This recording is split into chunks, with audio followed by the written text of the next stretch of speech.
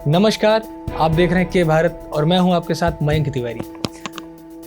बिहार चुनाव के नतीजे इस समय आ रहे हैं। रुझानों में एनडीए को काफ़ी अच्छी बढ़त मिल रही है। इस परिदृश्य में चर्चा करने के लिए हमारे साथ पॉलिटिकल एनालिस्ट के तौर पे मौजूद हैं पुलकित शुक्ला जी। पुलकित जी नमस्कार। नमस्कार। पुलकित जी, मैं आपसे जानना चाहूँगा कि जिस प्रकार एग्जिट पोल के नतीजे दिखा रहे थे और वो नतीजे एनडीए के फेवर में जा रहे थे, एनडीए के विरुद्ध जा रहे थे और उसमें साफ तरीके से आरजेडी की सरकार बन रही थी, तेजस्वी मुख्यमंत्री के तौर पे देखे जा रहे थे। लेकिन जो नतीजे आ रहे हैं मौजूदा समय में, उसमें सारे परिदृश्य बदलते चले जा रहे हैं। इस पर आपकी क्या राय है? देखिए, अभी सिर्फ 4 राउंड की काउंटिंग हुई है, अभी करीब 12 राउंड बाकी हैं। तो जो एकदम क्लियर स्थिति है वो हमको दोपहर 1 बजे के आसपास क्लियर होगी सारी चीज़ें। हालांकि ये ज़रूर है कि सुबह तक आरजेडी ने जो लीड बनाई हुई थी अब से आधा घंटा पहले तक, अब आरजेडी उसमें पिछड़ती हुई नज़र आ रही है और एनडीए रिकवर कर रहा है। अगर मेरे लाइव ब्लॉग्स पिछले देखे होंगे लोगों ने, दर्शकों ने, तो उनको मैंने बताया था कि कांटे की टक्कर है जिसमें जेडीयू से ज़्यादा एज दिखाई दे रही है तेजस्वी को, और हुआ भी वही। बीजेपी तो अच्छा परफॉर्मेंस कर रही है लेकिन जेडीयू वहाँ कहीं ना कहीं थोड़ा सा पिछड़ रही है। हालांकि महागठबंधन लगातार अच्छा लड़ रहा है और जब नतीजे स्पष्ट होंगे तो मैं पक्का कह सकता हूँ कि बहुत क्लोज फाइट जा करके ये सिमटेगी। इसमें पुलकित जी एक सवाल और आता है, हम अपने दर्शकों को क्लियर करना चाहेंगे कि जैसे कि अभी जो रुझान हमें मिल रहे हैं उसमें ये भी उम्मीद की जा सकती है कि किसी की पूर्ण बहुमत सरकार ना बन पाए। तो क्या इसमें आप देख सकते हैं कि जैसा कि चिराग पासवान दावा कर रहे थे, हनुमान जी के रूप में अपने आप को प्रस्तुत कर रहे थे, तो क्या कहीं वो मास्टर स्ट्रोक के तरीके वो अपने आप को प्रेजेंट कर सकते हैं, या कहीं ऐसा हो सकता है कि वो एनडीए में शामिल होकर एनडीए को पूर्ण बहुमत दे सके? क्या कुछ ऐसे समीकरण भी बन सकते हैं? देखिए, अगर भाजपा और जेडीयू की सीटों में अंतर 10 से ऊपर होगा तो मुख्यमंत्री भाजपा का बनेगा। ठीक, क्योंकि भारतीय जनता पार्टी लगातार जिस तरीके से मोदी आए हैं और अमित शाह और मोदी का एक जोड़ी बनी है, तो भाजपा जहां थोड़ा सा पीछे भी रह जाती है वहां सरकार का गठन कर लेती है अन्य पार्टियों को अपनी तरफ लाके। और चिराग पासवान तो शुरुआत से कहते हुए नजर आ रहे हैं कि मुख्यमंत्री भाजपा का होना चाहिए, नीतीश कुमार नहीं होने चाहिए। तो भाजपा ने इसीलिए, देखिए फिर मैं कहना चाहूँगा, अगर भाजपा चाहती तो एलजेपी इस गठबंधन में होती। भाजपा ने अपने कोटे से 11 सीटें वीआईपी पार्टी को दी तथा जेडीयू ने अपने कोटे से सीटें दी हमको।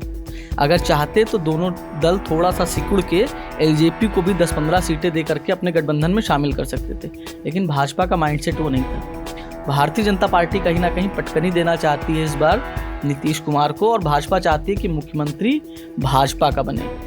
तो जहाँ जहाँ भाजपा लड़ रही है वहाँ वहाँ उनका स्ट्राइक रेट ज़्यादा अच्छा है बजाय जेडीयू के। मैं फिर वही चीज़ कर रहा हूँ, अगर 10 सीटों से ज़्यादा का डिफरेंस हुआ और एनडीए कहीं बहुमत के आसपास खड़ी होती है जा करके, या बहुमत मिलता है, तो शायद भाजपा ये मांग करे कि मुख्यमंत्री अब की भाजपा का हो।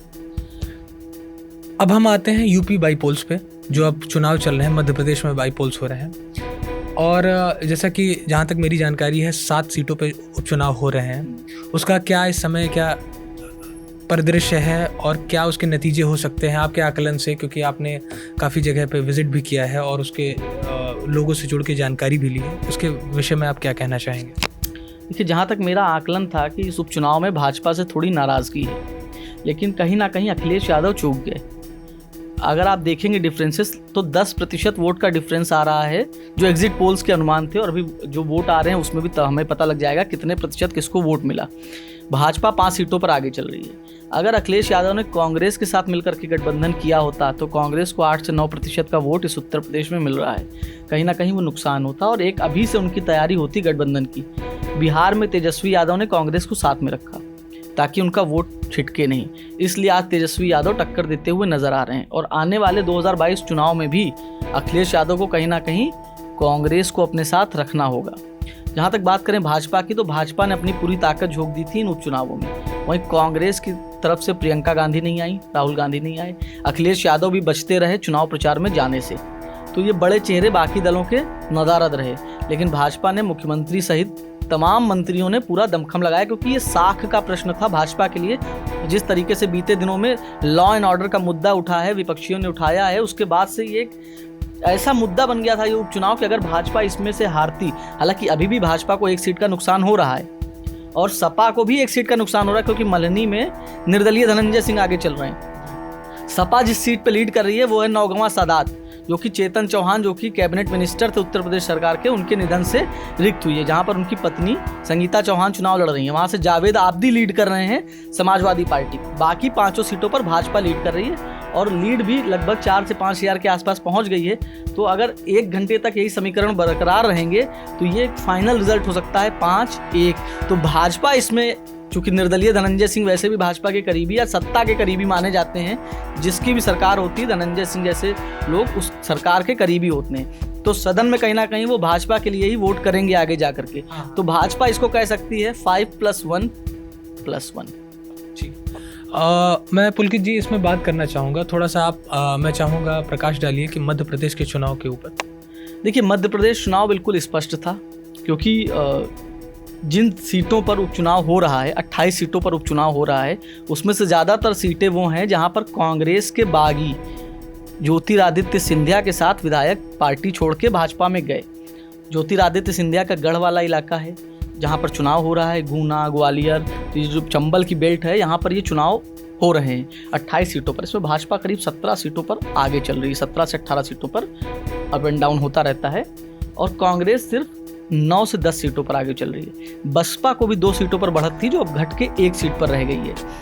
क्योंकि रुझानों में भी रुझान है, भी कहीं के नतीजे फाइनल नहीं हुए हैं, लेकिन अब तक 4 से 5 राउंड की गिनतियां पूरी हो चुकी हैं। तो उस हिसाब से हम कह सकते हैं कि भाजपा को पूर्ण बहुमत मध्य प्रदेश में आ गया है और शिवराज सिंह की सरकार पर जनता ने मुहर लगाई है।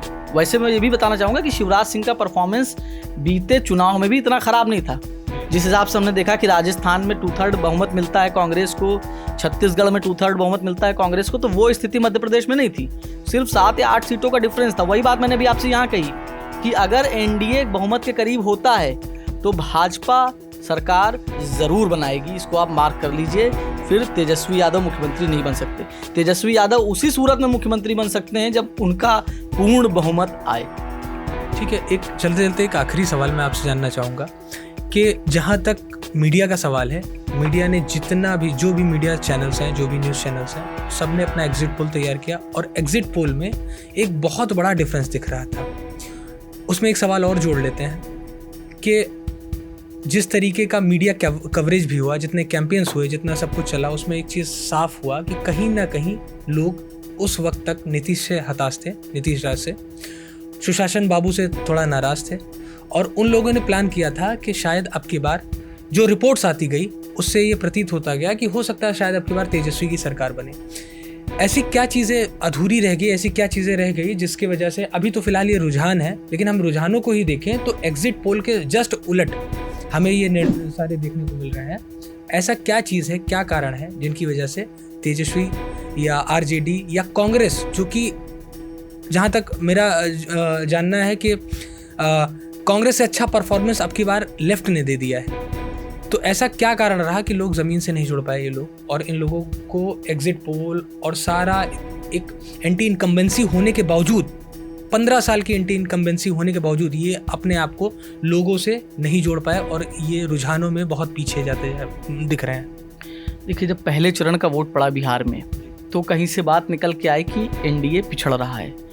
उसके बाद नरेंद्र मोदी ने जोर लगाया, कई सारी रैलियां की, योगी आदित्यनाथ ने कई सारी रैलियां की, भाजपा ने एक परिप्रेक्ष्य बनाया जंगल राज का, तो वोटों को पुनर्लाइज करने का एक प्रयास किया गया भाजपा के द्वारा। उन्होंने डर दिखाया कि अगर आप ऐसा नहीं करेंगे तो फिर से जंगल राज 2 आ जाएगा।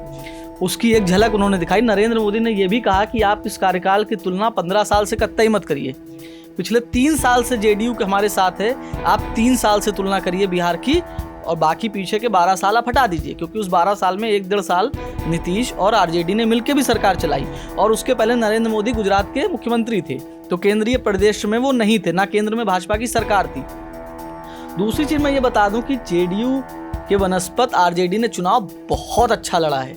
अगर आप 2010 के नतीजे उठाकर देखें, जब चुनाव लड़ा था साथ में जेडीयू और बीजेपी ने, 2010 की बात मैं कर रहा हूँ, ठीक है, उस वक्त का अगर आप परिणाम उठा के देखेंगे तो लगभग 93 सीटें जीती थी भाजपा ने और 100+ सीटें जीती थी जेडीयू ने।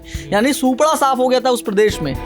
लोकसभा चुनावों की बात करें तो एक एक सीट के लिए तरसती हैं विपक्षी पार्टियां और एनडीए पूरा सीट जीत के ले जाती है। 40 में से 39 सीटें जीतती है एनडीए।